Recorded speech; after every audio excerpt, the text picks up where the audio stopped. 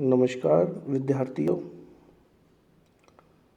आज की BSc part first की मैथमेटिक्स पेपर फर्स्ट अलजेब्रा की ऑनलाइन क्लास में आपका स्वागत है। लास्ट क्लास में हमने ग्रुप एवं ग्रुप की प्रॉपर्टीज़, कुछ एलिमेंट्री प्रॉपर्टीज़ के बारे में अध्ययन किया था और आज हम पेपर फर्स्ट जो हमारा ग्रुप थ्योरी है उसकी सेकेंड यूनिट के बारे में पढ़ेंगे।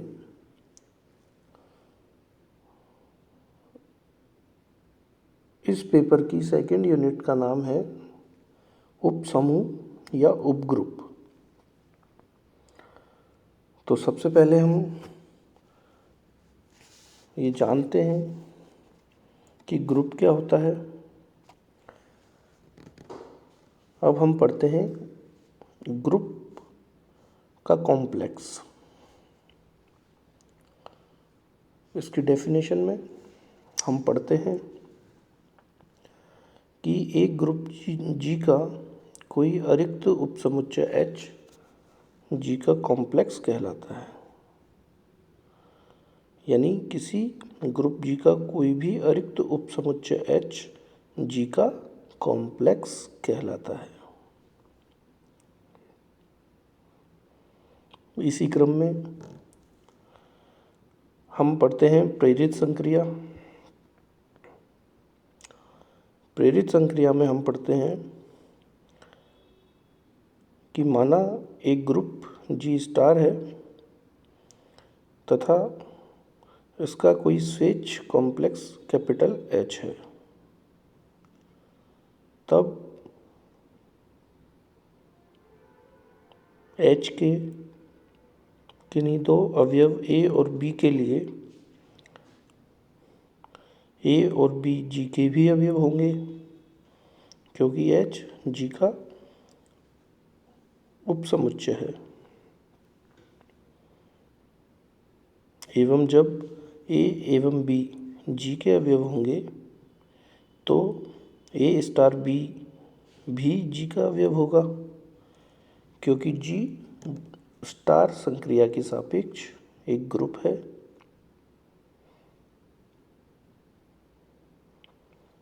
अतः या तो A स्टार B H का अवयव होगा या A स्टार B H का अवयव नहीं होगा। अब यदि A स्टार B H का अवयव है तो H G में संयोजन स्टार के लिए स्थिर कहलाता है। तब हम कहते हैं कि G में संयोजन H में एक संयोजन को प्रेरित करता है। अर्थात किसी संक्रिया के लिए A स्टार B G का अवयव हो एवं A स्टार B H का भी अवयव हो, तब हम कहते हैं कि वह संक्रिया एक प्रेरित संक्रिया है।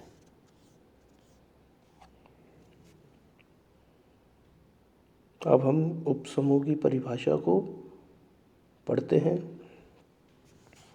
इसकी परिभाषा में हम पढ़ते हैं कि किसी ग्रुप जी का एक अरिक्त उपसमुच्चय H जी का एक उपसमूह कहलाता है यदि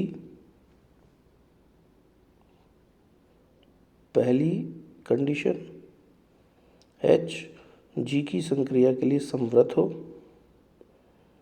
अर्थात A H का अवयव हो, B H का अवयव हो तो AB भी H का अवयव हो। तथा दूसरी कंडीशन कि H समूह G द्वारा प्रेरित संक्रिया के लिए ग्रुप हो।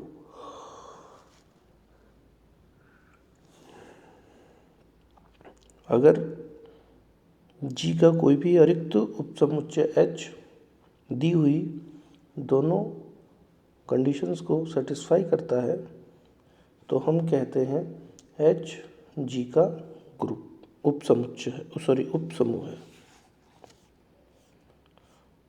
उपसमूह भी हमारे पास दो प्रकार के होते हैं, प्रथम उचित एवं द्वितीय विषम। अब प्रत्येक समूह के दो उपसमूह अवश्य होते हैं, पहला जी और दूसरा तत्समक अवयव।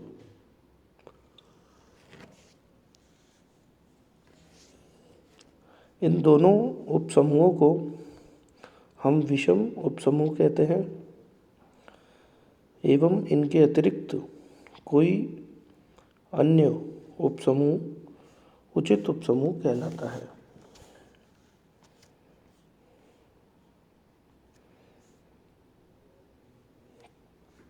इनके एग्जाम्पल्स में हम पहला एग्जाम्पल देखते हैं। पूर्णांकों का समूह z प्लस परिमित संख्याओं के ग्रुप q प्लस का एक उपसमूह है तथा q प्लस वास्तविक संख्याओं के ग्रुप r प्लस का एक उपसमूह है। पूर्णांकों का जो समुच्चय होता है यह परिमेय संख्याओं का एक जो समुच्चय है उसका एक उपसमुच्चय होता है तथा ये भी परिमेय संख्याओं के जो ग्रुप है उसमें दी हुई संक्रिया के सापेक्ष स्वयं भी एक समूह होता है। इसलिए z प्लस परिमेय संख्याओं के ग्रुप q प्लस का एक उपसमूह होता है। इसी प्रकार q भी r का एक उपसमुच्चय होता है तथा r योग संक्रिया के लिए एक ग्रुप होता है एवं q यानी परिमेय संख्याओं का समुच्चय भी प्लस के लिए एक ग्रुप होता है, तो q प्लस भी r प्लस का एक उपसमूह होगा। इसी प्रकार एग्जाम्पल 2, समपूर्णांकों का समुच्चय e योज्य ग्रुप e प्लस उचित उपग्रुप है, जबकि विषम पूर्णांकों का समुच्चय o योज्य group q plus z plus का उपग्रुप नहीं है, क्योंकि किन्हीं दो विषम संख्याओं को जोड़ने पर हमारे पास में सम संख्याएं भी आ सकती हैं और हमारे पास हमेशा ही दो विषम संख्याओं को जोड़ने पर एक सम संख्या आएगी, तो यह उपग्रुप नहीं होंगे। इसी प्रकार एग्जाम्पल नंबर 3, 4, 5, 6 ये सभी उपसमूहों के उदाहरण हैं।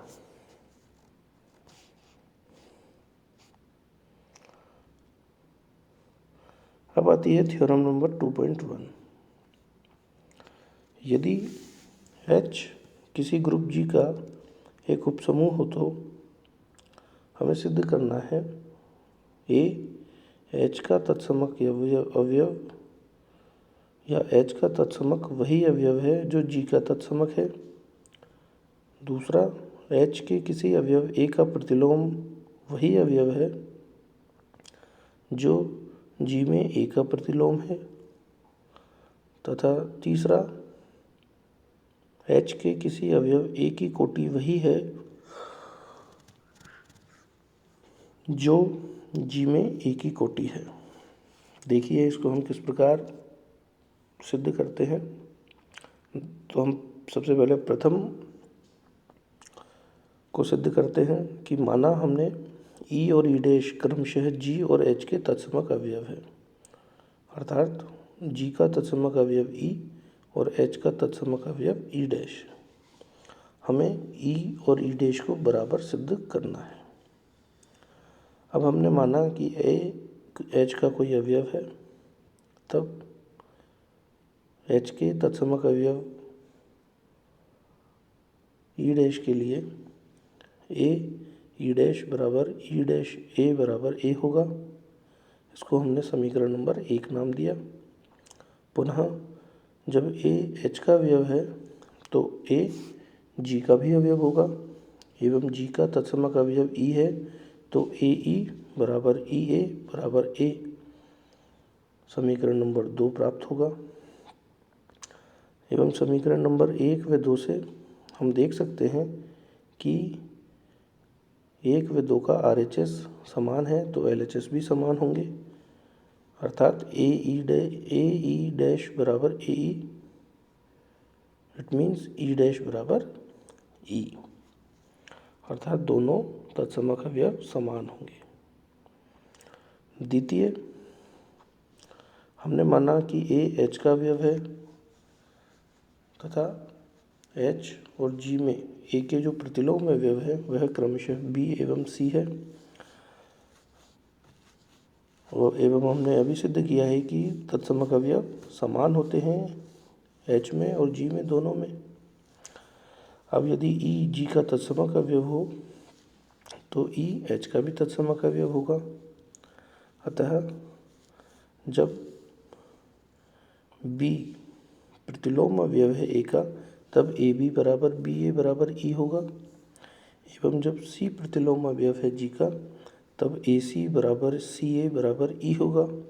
एवं दोनों ही समीकरणों से हम ये कह सकते हैं कि ए बी बराबर ए सी एवं बराबर implies B is equal to C, अर्थात प्रतिलोम अवयव बी एवं सी दोनों बराबर हैं। अतः उपसमूह के किसी अवयव का प्रतिलोम उस उपसमूह में तथा मूल उपसमूह में एक ही अवयव होता है।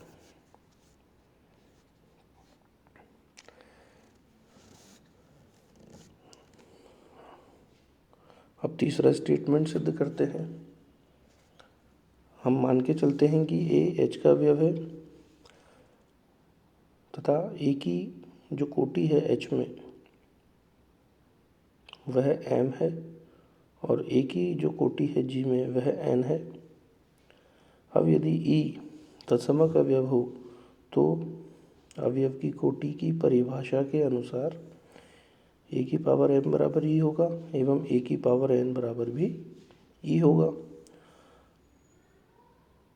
अतः दोनों से ए की पावर एम बराबर ए की पावर एन होगा, एम्प्लाइज